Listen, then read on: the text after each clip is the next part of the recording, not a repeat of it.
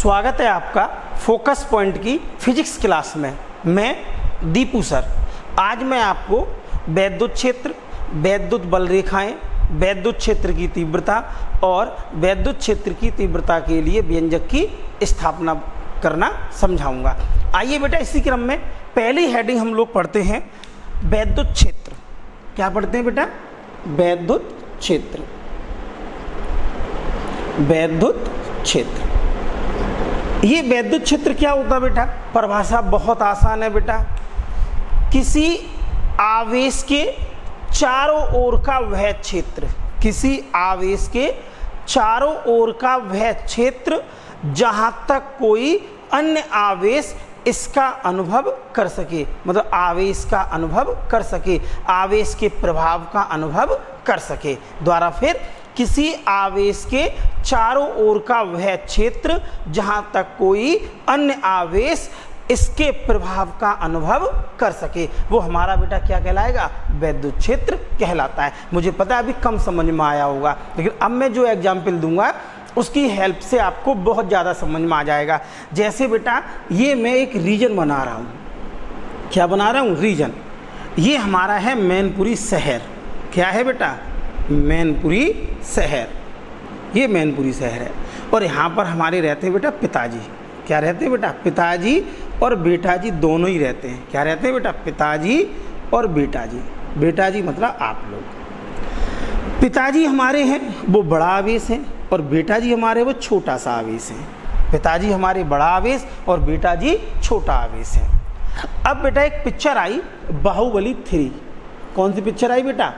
बाहुबली 3, जो मुझे बहुत पसंद है। उम्मीद करते हैं बेटा जी को भी पसंद है और पिताजी को भी पसंद है, बहुत पसंद है। अब क्या हुआ, बेटा जी ने प्लान बनाया कि इस दिन पिक्चर देखने चलेंगे। और भाई देखने चले गए, लेकिन गएगा ये इस मैनपुरी शहर में, इसके अंदर ही पिक्चर देखने। कौन गए बेटा? बेटा जी पिक्चर देखने के लिए पहुंच गए। अब आगे बेटा जी बैठे थे और पीछे पिताजी बैठे थे। इंटरवल के बाद दोनों का आमना सामना हो गया और बेटा जैसे ही बेटा जी घर पे आए, पिताजी ने मार मार के कटप्पा बना दिया इसे। किसे? बेटा जी को। आ रही बात समझ में? अगली बार पिक्चर आई बाहुबली 4। कौन सी आई? बाहुबली 4। अब अपना दिमाग पे जोर डालना बेटा, क्या बेटा जी दोबारा इस मैनपुरी शहर में पिक्चर देखने जाएंगे? नहीं जाएंगे। क्यों? क्योंकि मैनपुरी शहर में बेटा जी किसके प्रभाव का अनुभव करेंगे?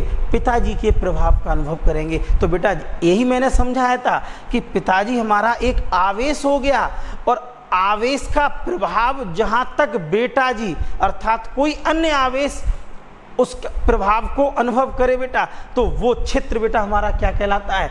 वैद्युत क्षेत्र कहलाता है। 2 साल बाद बेटा जी पढ़ने के लिए पहुंच गए मैनपुरी से 3000 किलोमीटर की दूरी पर पहुंच गए। अब ये सर्कल ये रहा बेटा, इसमें कौन है? हमारे बेटा जी। इसमें कौन है बेटा? अब ये बेटा जी हैं, ये वाले। अब पिक्चर आई बाहुबली 4। कौन सी पिक्चर आई बेटा? बाहुबली 4 पिक्चर आई।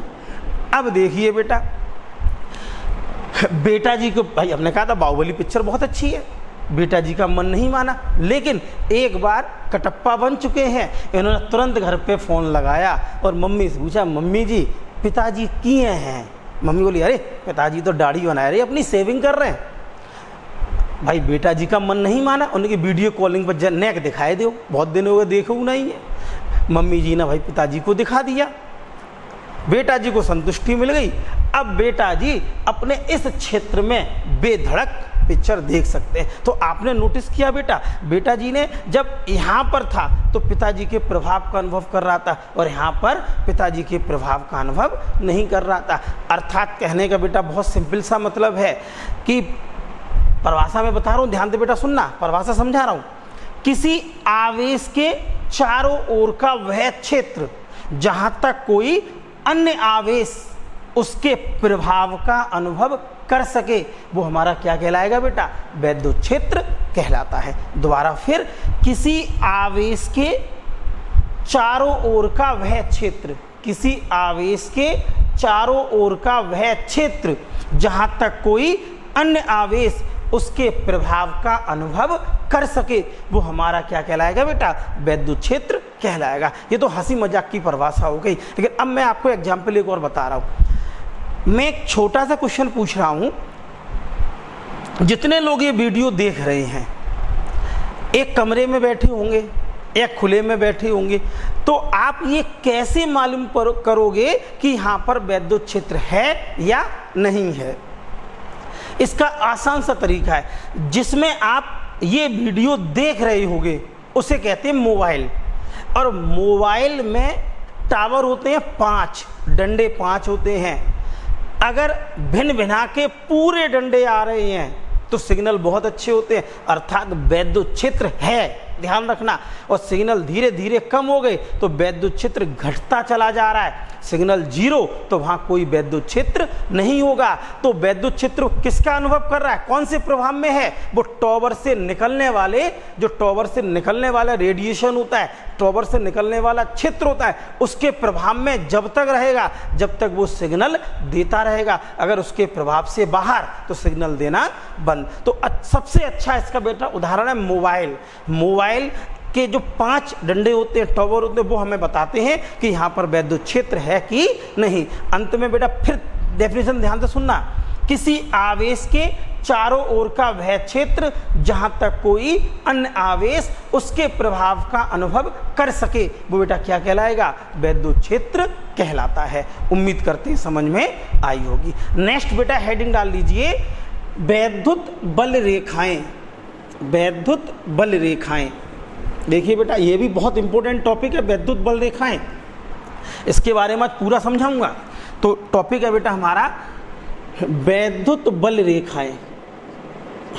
वैद्युत बल रेखाएं, और बेटा इनका दूसरा जो नाम है वैद्युत क्षेत्र रेखाएं।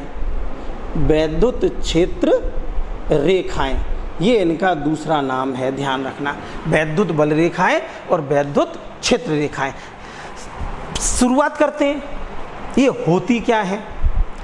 इनको सबसे पहले बेटा जो देखा था वो किसने देखा था, माइकल फैराडे ने देखा था। किसने देखा था बेटा, माइकल फैराडे।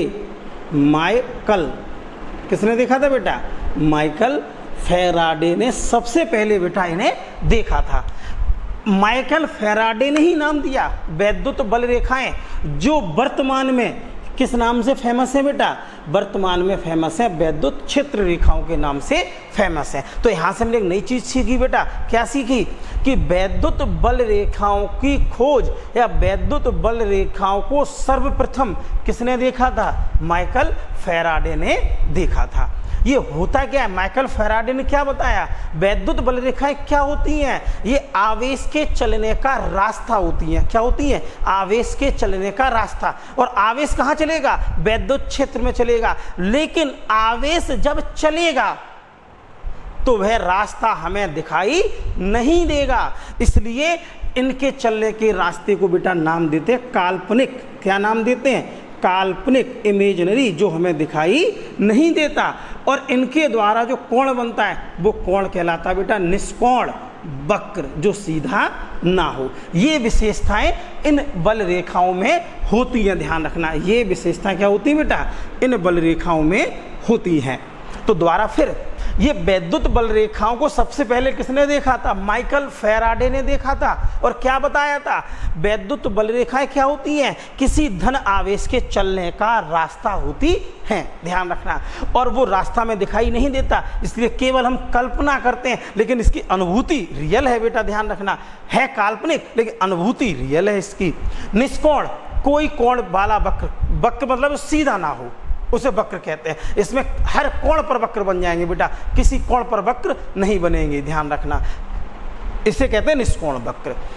तो परिभाषा क्या बनती है, वैद्युत क्षेत्र में, वैद्युत क्षेत्र में, ध्यान रखना, किसमें, वैद्युत क्षेत्र में एकांक धन आवेश, एकांक धन आवेश द्वारा तय किया गया काल्पनिक तथा निष्कोण वक्र ही क्या कहलाता है, वैद्युत बल रेखाएं कहलाती है। यह हम परिभाषा ऐसे लिख सकते हैं बेटा, कैसे लिख सकते हैं, डेफिनेशन बड़ा सिंपल है बेटा इसकी, ध्यान देना।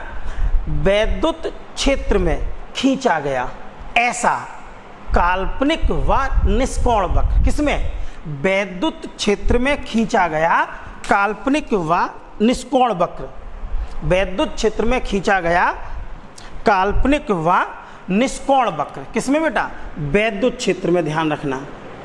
वैद्युत क्षेत्र में खींचा गया काल्पनिक व निष्कोण वक्र, जिस पर कौन चलता है बेटा? जिस पर हमारा चलता है एकांक धन आवेश चलता है। कौन चलता है बेटा?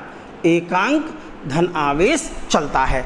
वो क्या कहलाता है बेटा? वैद्युत बल रेखाएं या वैद्युत क्षेत्र रेखाएं कहलाती हैं। द्वारा फिर वैद्युत क्षेत्र में खींचा गया ऐसा काल्पनिक व निष्कोण वक्र जिस पर एकांक धन आवेश चलता है, वो हमारी क्या कहलाती है बेटा? वैद्युत बल रेखाएं या वैद्युत क्षेत्र रेखाएं कहलाती हैं। लास्ट बार फिर बता रहा हूं बेटा, वैद्युत क्षेत्र में खींचा गया ऐसा काल्पनिक व निष्कोण वक्र जिस पर एकांक धन आवेश चलता है, वो हमारा क्या कहलाता है बेटा? वैद्युत बल रेखाएं या वैद्युत क्षेत्र रेखाएं कहलाती हैं। समझ में आया? उम्मीद करते हैं समझ में आया होगा। अब बेटा इनके गुण हैं, वैद्युत क्षेत्र रेखाएं या वैद्युत बल रेखाओं के गुण। अभी अभी बेटा मैंने क्या पढ़ा? वैद्युत बल रेखाओं को सर्वप्रथम किसने देखा था? माइकल फैराडे ने देखा था बेटा, और उन्होंने ही नामकरण किया था वैद्युत बल रेखाएं। ये वर्तमान का नाम है बेटा, ध्यान रखना।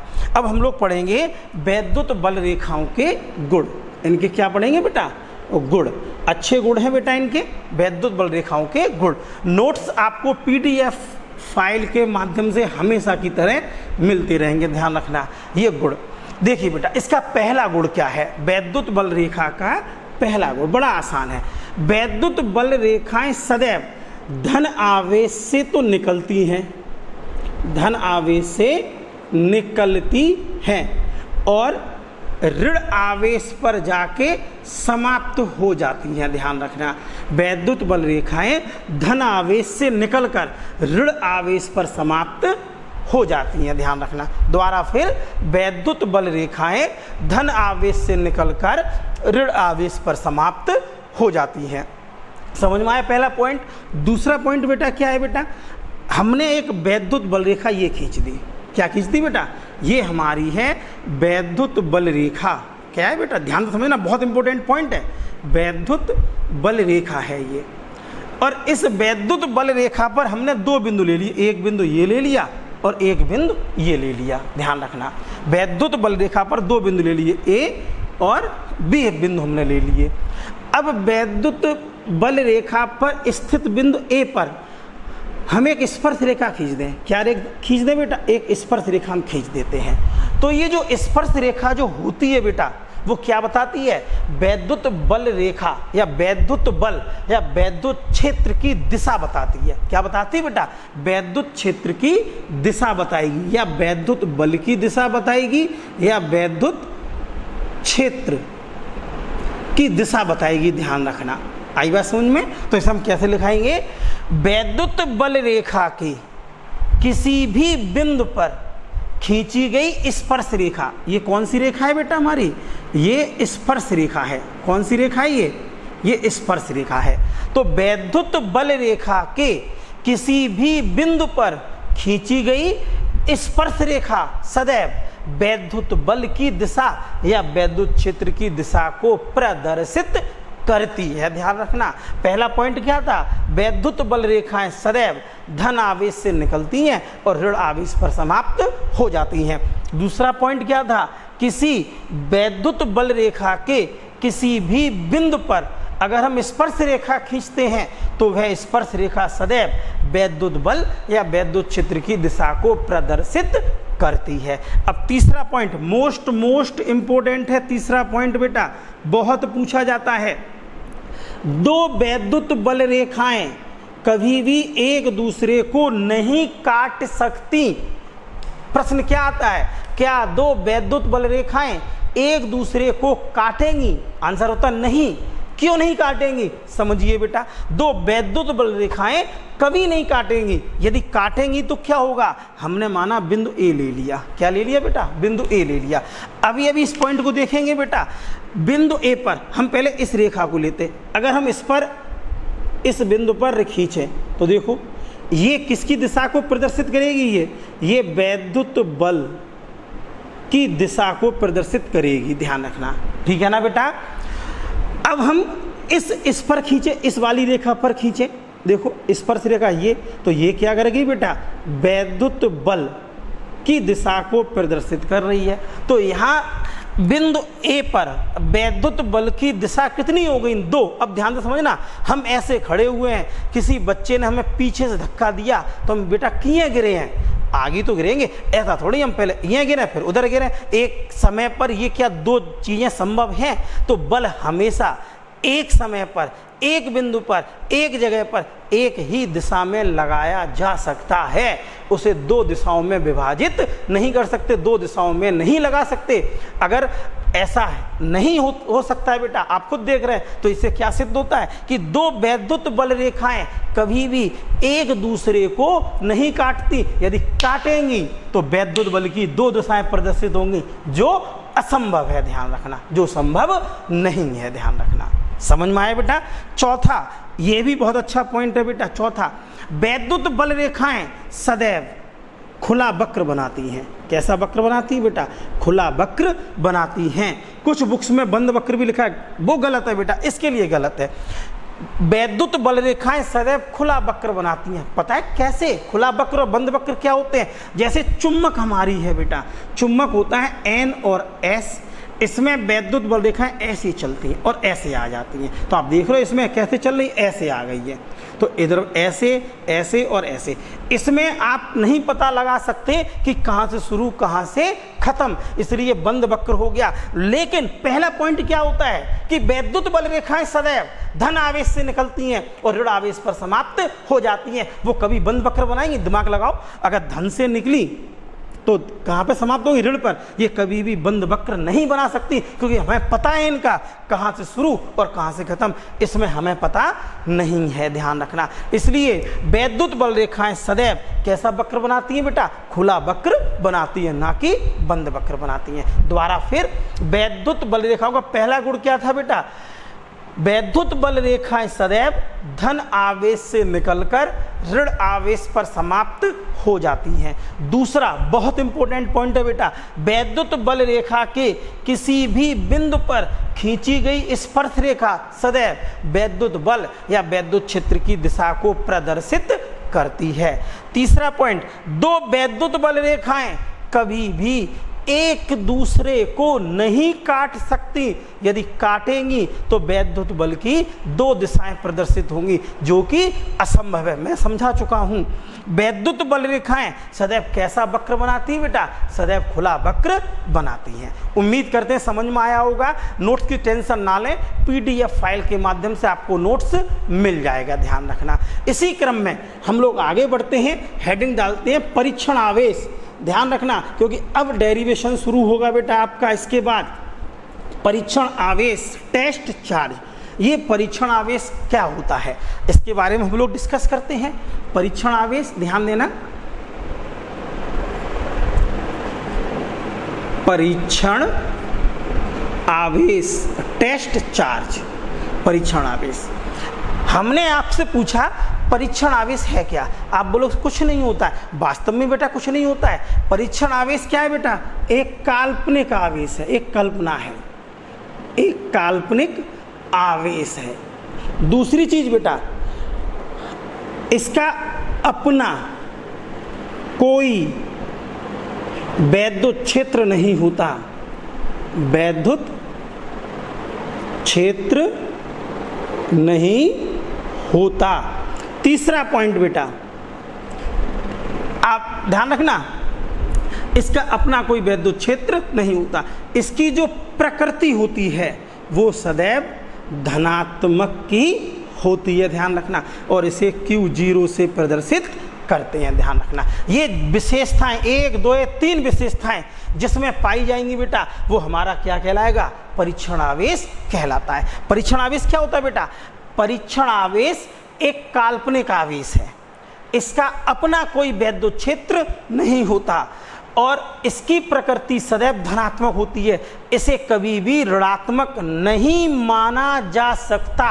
ध्यान रखना, परीक्षण आवेश को जब भी मानेंगे बेटा तो हमेशा कैसा मानेंगे? धनात्मक मानेंगे। ध्यान रखना, अगर ये गुण किसी में पाए जाएं तो हमारा क्या कहलाएगा? परीक्षण आवेश कहलाता है। इसको मैं कैसे लिखाऊंगा बेटा?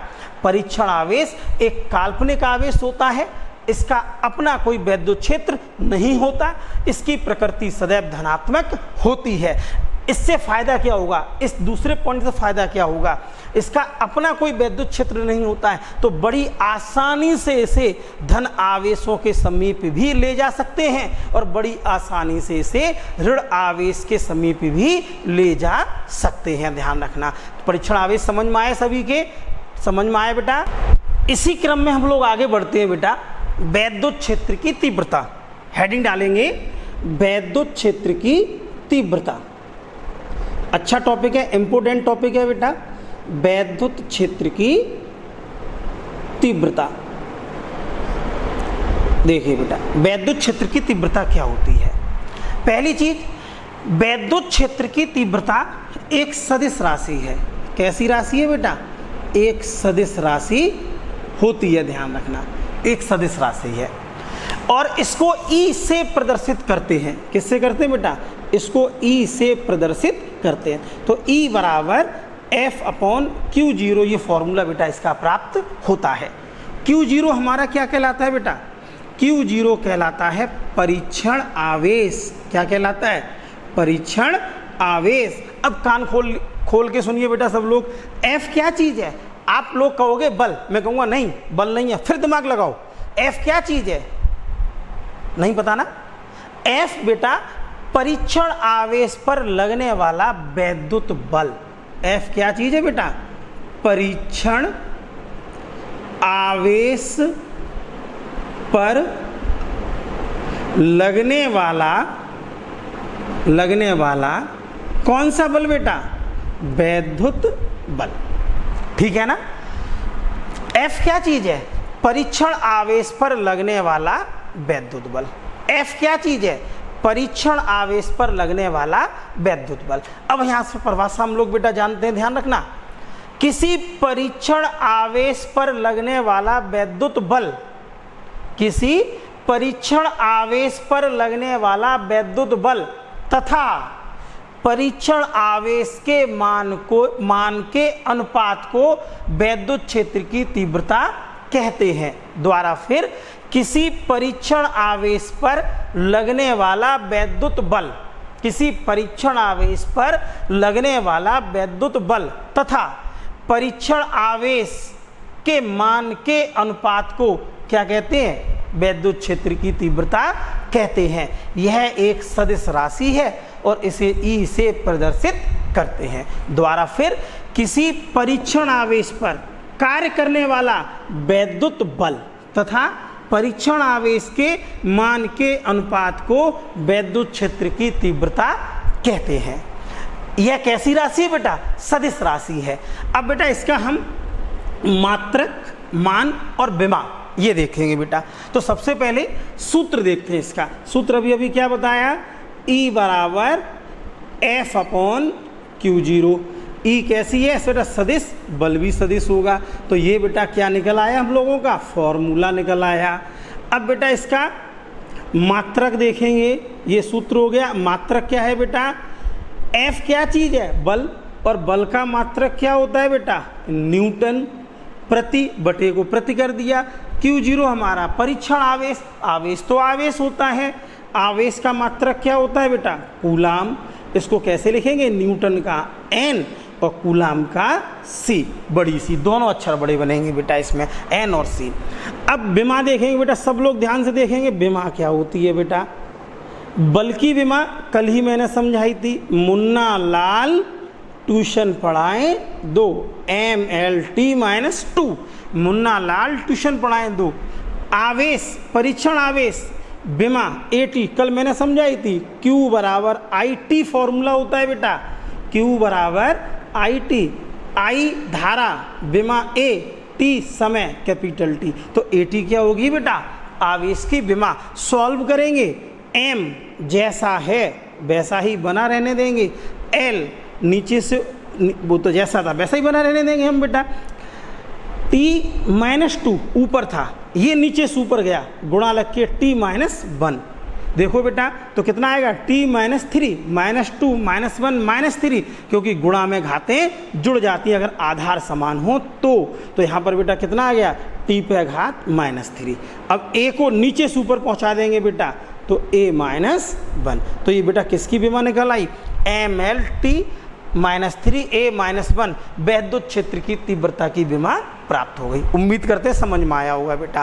परिभाषा भी इसकी सिंपल थी और डेरिवेशन भी इसका मैं शुरू करूंगा, ठीक है बेटा। अगर कोई दिक्कत होती है तो कमेंट्स बॉक्स में प्लीज़ आप हमें बताएं, आपकी समस्या मैं जरूर दूर करूंगा बेटा।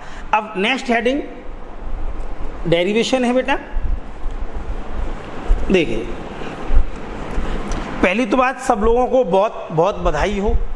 सर क्यों बधाई मैं दे रहा हूं, आप लोग पूछ रहे होंगे, क्योंकि डेरिवेशन ये 12th का पहला डेरिवेशन आपका है बेटा, इसलिए आपको बहुत हार्दिक बधाई। इसलिए ध्यान से सुनना, किसी बिंदु आवेश के कारण, किसी बिंदु आवेश के कारण, किसी बिंदु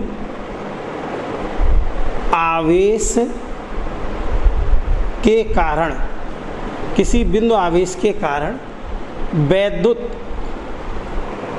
वैद्युत क्षेत्र की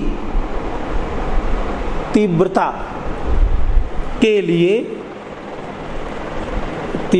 के लिए व्यंजक की स्थापना अच्छा डेरिवेशन है बेटा। किसी बिंदु आवेश के कारण वैद्युत क्षेत्र की तीव्रता के लिए व्यंजक की स्थापना, ध्यान रखना। इसमें एक बार बार शब्द आएगा कैपिटल के परावैद्युतांक, मैं इसलिए यहाँ पर पहले से लिखे दे रहा हूँ बच्चा, कैपिटल के परावैद्युतांक कि बच्चा क्या काम करता है, इसे कभी कुछ लिखेगा कभी ऐसे लिखेगा के परावैद्युतांक, जिससे कि गलती होने के चांस बेटा उसके बढ़ जाते हैं। के माध्यम होता है और ये माध्यम का बेटा क्या कहलाता है, परावैद्युतांक कहलाता है, ध्यान रखना। तो देखिए बेटा, किसी बिंदु आवेश के कारण, किसी बिंदु आवेश के कारण, तो बिंदु आवेश तो मानना पड़ेगा ना। तो हमने क्या काम किया बेटा, एक बिंदु आवेश ले लिया, ये हमने एक बिंदु लिया O और यहाँ पर एक धन आवेश रख दिया, ये बिंदु आवेश हमारा हो गया। चूंकि आवेश है धनात्मक तो क्या उत्पन्न करेगा, वैद्युत क्षेत्र, चारों ओर उत्पन्न करेगा वैद्युत क्षेत्र। इसके ही वैद्युत क्षेत्र में बेटा यहाँ से कितनी दूरी पर, स्मॉल r दूरी पर कोई बिंदु P ले लेते हैं और जहाँ पर हमें क्या ज्ञात करनी है बेटा, वैद्युत क्षेत्र की तीव्रता ज्ञात करनी है। ध्यान रखना बेटा, बिंदु O से R तक, बिंदु O से P तक की दूरी कितनी है, स्मॉल r है, ध्यान रखना। और बिंदु P कहाँ स्थित है, इसके वैद्युत क्षेत्र में स्थित है। और बिंदु P पर हमें क्या ज्ञात करनी है, वैद्युत क्षेत्र की तीव्रता ज्ञात करनी है, वैद्युत क्षेत्र की तीव्रता ज्ञात करनी है। अभी अभी मैंने पढ़ाया था, अगर तीव्रता ज्ञात करनी है तो क्या करना पड़ेगा, हमें परीक्षण आवेश मानना पड़ेगा। तो यहाँ पर बेटा हमने क्या मान लिया, एक परीक्षण आवेश माना। और परीक्षण आवेश की प्रकृति सदैव कैसी होती है बेटा, धनात्मक होती है, ध्यान रखना। हमने क्या किया, एक बिंदु आवेश लिया और उस बिंदु आवेश को कैपिटल के परावैद्युतांक वाले माध्यम में बिंदु O पर रख लिया। बिंदु O से स्मॉल r दूरी पर कोई बिंदु P है, जिस पर हमें क्या ज्ञात करनी है बेटा, वैद्युत क्षेत्र की तीव्रता ज्ञात करनी है। बिंदु P पर हमने क्या रख लिया, प्लस Q0, अर्थात एक परीक्षण आवेश की कल्पना कर ली। एक परीक्षण आवेश बेटा हमने मान लिया। क्योंकि ये भी प्लस और ये भी प्लस, ध्यान रखना, ये भी प्लस और ये भी प्लस, तो दोनों पर बल तो लगेगा ही लगेगा। लेकिन बल एक बेटा, एक देसी भाषा में एक रूल होता है बल का, क्या, बल हमेशा कमजोर पर लगता है। एग्जाम्पल शुरुआत कटप्पा वाला दिया था बेटा, पिताजी और आप। पिताजी के नज़रों में बेटा बच्चा हमेशा कमज़ोर रहता है, जो हमारे बेटाजी हैं वो हमेशा कमज़ोर रहते हैं बेटा। इसलिए पिताजी अपना बल किस पर दिखा देते हैं, बेटा जी पर दिखा देते हैं। आई बात समझ में। तो बल हमेशा कमजोर पर लगता है। तो इन दोनों में कमजोर कौन है बेटा? परीक्षण आवेश कमजोर है बेचारा। परीक्षण आवेश क्या था? कमजोर, अर्थात ये भागेगा और जिस रास्ते से भागेगा वही रास्ता बेटा क्या कहलाएगी? बल की दिशा कहलाएगी। और बल की दिशा जो होती है बेटा वो इसके अनुदिश कहलाती है, अनुदिश कहलाती है, अर्थात जिधर ओपी रेखा है उधर ही बेटा इसकी क्या कहलाएगी? ये इधर ये बल इसका इसकी दिशा हो जाएगी बेटा, ध्यान रखना। बड़ा सिंपल सी परिभाषा बेटा, थ्योरी बहुत सिंपल है इसकी, मैं फिर बता, ध्यान देना। माना प्लस क्यू कूलाम का बिंदु आवेश कैपिटल के परावैद्युतांक वाले माध्यम में बिंदु O पर स्थित है। माना प्लस क्यू कूलाम का, माना प्लस क्यू कूलाम का बिंदु आवेश कैपिटल के परावैद्युतांक वाले माध्यम में बिंदु O पर स्थित है। द्वारा फिर प्लस क्यू कूलाम का बिंदु आवेश कैपिटल के परावैद्युतांक वाले माध्यम में बिंदु O पर स्थित है। बिंदु से r दूरी पर कोई बिंदु P है जिस पर हमें वैद्युत क्षेत्र की तीव्रता ज्ञात करनी है, ध्यान रखना। तो बेटा बल शुरुआत करते हैं। एक चीज और बता दूं, वैद्युत क्षेत्र की तीव्रता क्या होती है? सूत्र बेटा E बराबर F/Q0। ये तो सूत्र होता है, जस्ट अभी अभी हम लोगों ने पढ़ा था। हम लोग भी कम चालू थोड़े ही हैं भाई, हम भी कम चालू थोड़ी है भाई, पता लगाएंगे। अगर वैद्युत क्षेत्र की तीव्रता हमें ज्ञात करनी है तो पहले बल निकालना पड़ेगा। क्या निकालना पड़ेगा? बल। और चूंकि आवेश के केस में बल क्या कहलाता है? वैद्युत बल कहलाता है। क्या कहलाता है? वैद्युत बल। तो वैद्युत बल किस नियम के द्वारा निकलता है बेटा? मैं समझा चुका हूं, कूलाम के नियम के द्वारा निकलता है। तो यहां पर कौन सा नियम लगेगा? कूलाम का नियम लगेगा। और इन दोनों आवेशों में बल किस पर लगेगा? परीक्षण आवेश पर लगेगा, ध्यान रखना। तो क्या लिखेंगे बेटा? परीक्षण आवेश पर कार्य करने वाला वैद्युत बल। बहुत सिंपल है बेटा, ध्यान देना। परीक्षण आवेश पर, परीक्षण आवेश पर कार्य करने वाला कौन सा बल बेटा? वैद्युत बल। वैद्युत बल। और कौन से नियम द्वारा निकलता है बेटा? कूलाम के नियम से। अब ये कूलाम का नियम क्या कहता है भैया? F बराबर 1/4 पाई एप्सिलॉन0 के पहला आवेश गुणा दूसरा आवेश बटे दोनों आवेशों के बीच की दूरी का वर्ग। ये कूलाम का बेटा नियम होता है। कूलाम ने बताया था 1/4 पाई एप्सिलॉन0 के पहला आवेश गुणा दूसरा आवेश बटे r² दूरी का वर्ग। इसे डाल देंगे समीकरण नंबर बेटा 1। अब वैद्युत क्षेत्र की तीव्रता की परिभाषा से, वैद्युत क्षेत्र की तीव्रता की परिभाषा से, जो अभी अभी जस्ट अभी खत्म की है, परिभाषा से। परिभाषा बेटा क्या होती है? E बराबर F/Q0। ये परिभाषा होती है। परीक्षण आवेश पर कार्य करने वाला वैद्युत बल तथा परीक्षण आवेश के मान के अनुपात को वैद्युत क्षेत्र की तीव्रता कहते हैं। अब क्या काम करेंगे बेटा? समीकरण 1 से, ध्यान देना, समीकरण 1 से, एक F है तो F का मान इसमें रखेंगे बेटा। तो E बराबर देखो 1/4 पाई एप्सिलॉन0 के Q0 बटे r² और बटे कितना है बेटा? Q0। देखो F का मान रख दिया 1/4 पाई एप्सिलॉन0 के Q0 r²। और मजेदार बात क्या है बेटा? यहाँ पर Q0 से Q0 बेचारा कट गया। अब देखो क्या निकल के आया?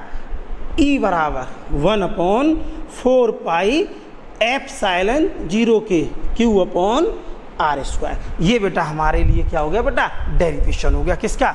वैद्युत क्षेत्र की तीव्रता के लिए व्यंजक की स्थापना, जो हमें बेटा ज्ञात करनी थी। तो देखा बेटा आपने कितनी आसानी से डेरिवेशन हमने बेटा समझ लिया। इसके नोट्स PDF के माध्यम से आपको मिल जाएंगे। जो मैंने अभी बताया, जो मैंने समझाया, सेम वही आपको PDF के माध्यम से मिलेगा। इसलिए कंटिन्यू हमारे वीडियोस देखते रहिए। धन्यवाद।